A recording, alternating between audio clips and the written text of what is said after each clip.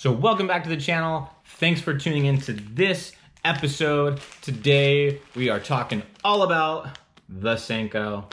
The Senko has got to be one of the most fish techniques there is. I would argue that it might be one of the baits that have caught the most fish there are. The Senko catches fish all over the place, all over the country, all times of the year, but I've found that the Senko does the best around the spawn. I don't know if it's because those fish are up shallow and it's just easier to fish the Senko when they're shallow, or if it's because they're a little bit skittish and the subtle profile, the subtle, fall that it has, they just can't resist it. I don't know what it is, but all I know is it catches a ton of fish, and today we're gonna talk about the Senko. So the Senko is super versatile. You can Texas rig it just like this one is. You can Nico rig it. You can wacky rig it. You could probably even put it as a jig trailer. I've seen people post pictures of Senkos basically cut in half as a jig trailer. You could cut a Senko in half and use it as a Ned rig plastic as well. Not what I would pick for a Ned rig plastic, but I've done it and caught fish doing it that way. The Senko's super versatile. You've got to have them in your box. It doesn't matter if it's a Senko or an X-Zone Lures True Center Stick or a Yum Dinger or whatever Senko or stick bait there is out on the market. There's a ton of them. I personally use the Senko the most. It's probably my favorite stick bait out on the market. Links to all the stuff that I use when fishing the Senko are going to be in the description of this video, so I really hope you check it out. Also, if you haven't already, please subscribe to my channel. I'm trying to grow it. I would love it if you subscribed. So let's start talking about the Senko. Let's get a little bit more detail. I think the first way that I like to fish the Senko is on a bait caster, and that is Texas rigged just like this. That's an owner cover shot hook inside that Senko. My preference is the 4/0 owner cover shot hook. I used to use the EWG style hooks on a Senko. I think those are great hooks as well for the Senko, but for whatever reason, I really am leaning towards the owner cover shot. I think it's one of the hooks that are probably one of the most versatile hooks out there. You can use it on a number of different techniques. I've used it on a Carolina rig. I've used it as a drop shot hook. I've used it obviously as a Senko hook. There's a lot of different sizes, just as there are a lot of different hooks on the market, but you can probably get, a 1/0, a 1, a 2/0, 3/0, 4/0 owner cover shot hooks, and you're gonna have almost all of your techniques covered. I think the straight shank on this hook is also a factor. This thing has a little keeper on it as well that helps with your plastics. Hopefully you can see that really good right there. I just think that this hook is super versatile. It's a great hook in my opinion. It's super sharp, and I've caught a ton of fish on it so far. Now when it comes to colors with the Senko, you gotta stay with those natural colors.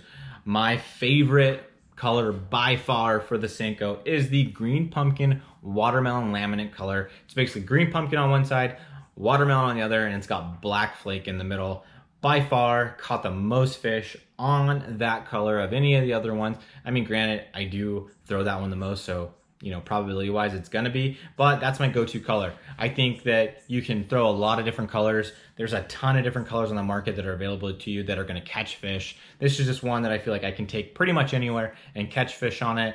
And you know me, I like keeping it simple. So throwing something that I can take, or keeping something in the boat that I can take all over the place is important to me. I think that there's times where a little bit of purple in there can help, a little bit of red can help, but overall you cannot go wrong with the green pumpkin watermelon laminate with that black flake in there. I know that if you buy it, you're gonna get bit. The link to that is in the description of this video, along with the cover shot hook and some of the equipment I like to use when fishing the Senko. For some reason, I find that the spawn is when the Senko shines. It doesn't matter if it's pre-spawn, spawn, or post-spawn. I feel like I can catch fish on the Senko around that entire time. For me, that's, that late March, early into late April is when I really feel like I can catch a lot of fish on the Senko.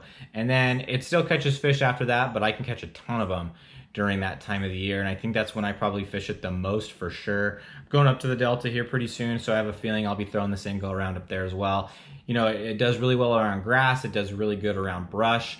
Anywhere where you can fish this thing weedless like that and let it just kind of get some of those suspended fish that might be in the brush, suspended in the grass, stuff like that, this bait will get it done. Less is definitely more when it comes to the Senko. I feel like you can easily overwork this bait. You don't want to use too much action with this bait. You don't want to shake it too much. You don't want to pull it too fast. You just want to let this thing fall and let it do its thing, and that's how you're going to catch the most fish. So you can wacky rig the Senko, you can throw it Texas rig. I like to throw it Texas rigged when I'm throwing it on a casting rod, and the rod that I like to use is a 734 Powell endurance rod. I have a Corrado K on there, and it's a great combination for the Senko. The line size I like to use is 12 pound, and right now I'm using Seaguar and Vezex fluorocarbon. I think that combination of equipment is really good for the Senko. That Corrado K is a 7.4 to 1 gear ratio, I think it is. I know it's over that 7 mark. I think that's a great gear ratio to have with the Senko, because that way you can really wind up that slack when you get bit and set that hook.